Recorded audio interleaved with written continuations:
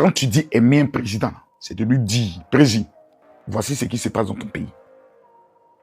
Cette histoire d'ACD et de terrain. Mais attendez, ce scandale. Bonsoir la famille, soyez tous les bienvenus sur notre chaîne YouTube Univers Ivoire. Le général Kami Makosso se met une fois de plus aux côtés des citoyens et citoyennes qui souffrent des problèmes administratifs avec le terrain. Oui, les terrains qu'ils ont achetés avec leur propre sous, leur sang. Et un beau jour, une personne X vient pour leur arracher ce qu'ils ont construit pendant des années. Vraiment, ça fait pitié, ça fait pitié. Vraiment, il faut que les autorités et le gouvernement ivoirien trouvent une solution à cette situation déplorable. Je vous laisse regarder cette petite extrait de la vidéo de Kami Makosso où il dit ses vérités au président Alassane Ouattara et les autorités ivoiriennes. Vraiment, chapeau le général. Je vous laisse regarder la vidéo, likez-la, abonnez-vous et partagez massivement. Sur ce, on se cale dans les commentaires pour vos avis personnels. Il y a des choses qui ne sont pas du tout beaux à voir, ni entendre dans un État et dans un pays sérieux. Moi, je ne vais pas aller par quatre chemins. Même si cela doit me valoir l'inamitié de certaines personnes. Parce que là où je suis assis, là, ce n'est pas quelqu'un qui paye ma maison. Tu peux aimer un président de la République. Mais quand il y a des choses bizarres qui se passent, quand tu dis aimer un président, c'est de lui dire, président, voici ce qui se passe dans ton pays. Si vous cautionnez ça, c'est un acte de trahison. Si vous fermez les yeux sur ça, c'est un acte de trahison. Si vous ne sanctionnez pas, c'est un acte de trahison. Cette histoire d'ACD et de terrain. Mais attendez, ce scandale nauséabond, sale, vilain, qu'on est en train d'entendre depuis plus de 2 semaines. J'ai dit bien depuis plus de 2 semaines. Aucun influenceur n'en parle. Aucun blogueur n'en parle. Chacun est dans son coin, comme si nous avons été vendus, comme si nous avons été envoûtés. Et pendant ce temps, il y a des mères de famille qui pleurent parce qu'elles ont travaillé toute leur vie et toute leur petite économie qu'elles ont pu avoir. Elles ont acheté un terrain afin que leurs enfants, les enfants de leurs enfants et les enfants des enfants de leurs enfants puissent au moins avoir un toit où dormir. La plus grande richesse sur cette terre, c'est d'avoir un toit.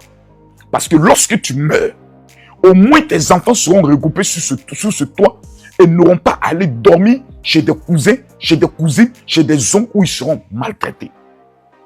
Quand un matin vous vous levez et que quelqu'un, parce que tout simplement il a eu des relations au niveau du ministère de la construction, vient vous présenter un ACD que ce terrain qui n'a ni payé, ni souffert est pour lui, ça peut dégénérer à des règlements de compte. Ça peut dégénérer à des meurtres. Parce que moi, nerveux que je me connais, si quelqu'un vient voler mon terrain, que je me rends auprès, excusez-moi, auprès des autorités compétentes et que je constate que justice ne m'est pas donnée, c'est-à-dire on ne me donne pas justice. Mes amis, tout ce qui est en ma possession pour récupérer mon terrain, je le ferai. Des gens iront mystiquement, des gens iront physiquement, des gens seront prêts à aller même se suicider sur le terrain. Je ne sais pas ce qu'on veut. Est-ce qu'on souhaiterait voir quelqu'un aller s'immoler sur son terrain? Et c'est là qu'on prendra cette affaire au sérieux. Ou est-ce qu'on souhaiterait voir des affrontements dans un État comme la Côte d'Ivoire qui a 8 mois des élections présidentielles, qui ne veut rien entendre d'autre que la sécurité, la paix et la tranquillité? Je ne sais pas ce qu'on attend. Nous avons dans ce pays des voleurs. Des voleurs. Des voleurs qui sont au ministère de la construction. Des voleurs.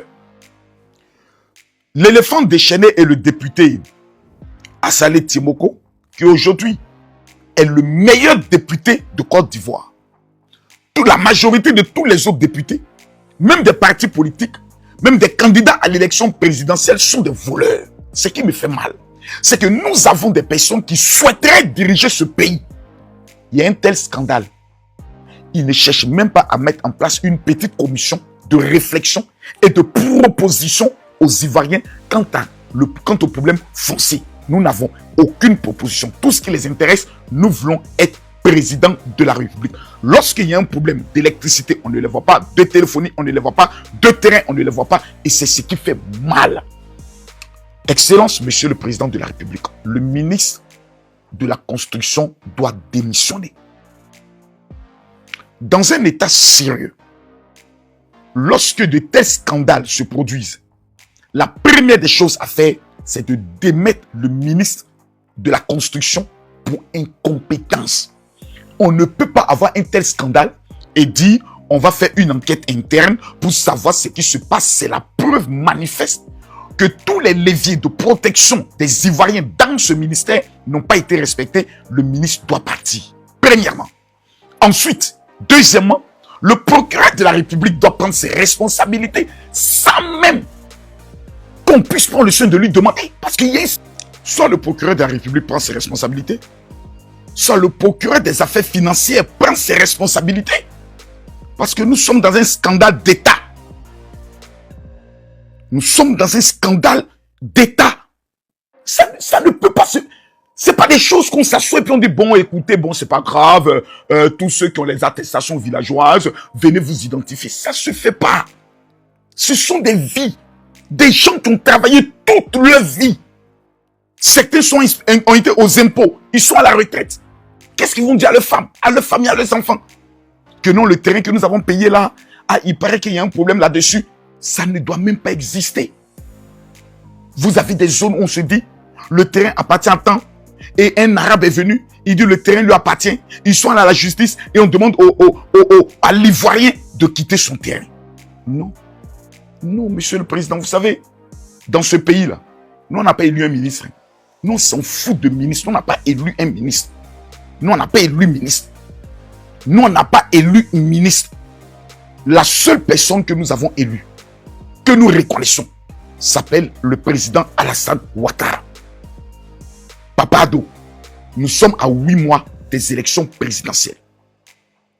Toute la Côte d'Ivoire, sur ce dossier, vous regarde.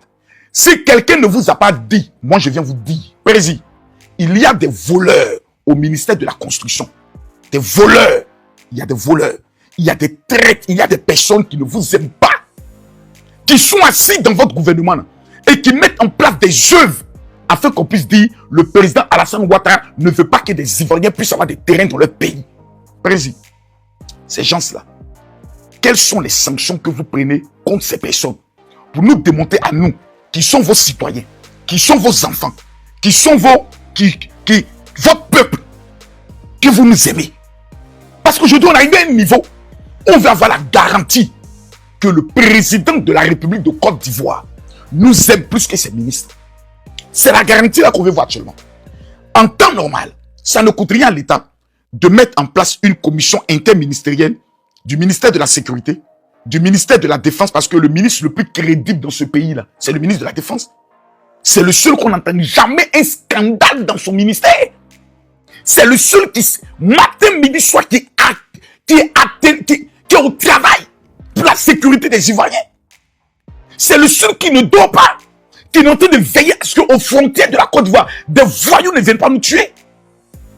Donc sa présence dans ce dossier est évidente. Pour qu'on puisse comprendre qu'est-ce qui se passe. Pourquoi des voleurs sont encore en liberté? C'est ce qu'on veut savoir. Comment des personnes peuvent avoir des accès sur des terrains qui appartiennent à d'autres personnes? Qui sont ces traites de la République? Qui sont assis au ministère de la Construction? Depuis des années qui nous volent. Moi, je suis dans le domaine de l'immobilier. Même pour avoir un ACD, on va t'obliger à passer par la marmaille. Faut pas qu'on se cache les choses.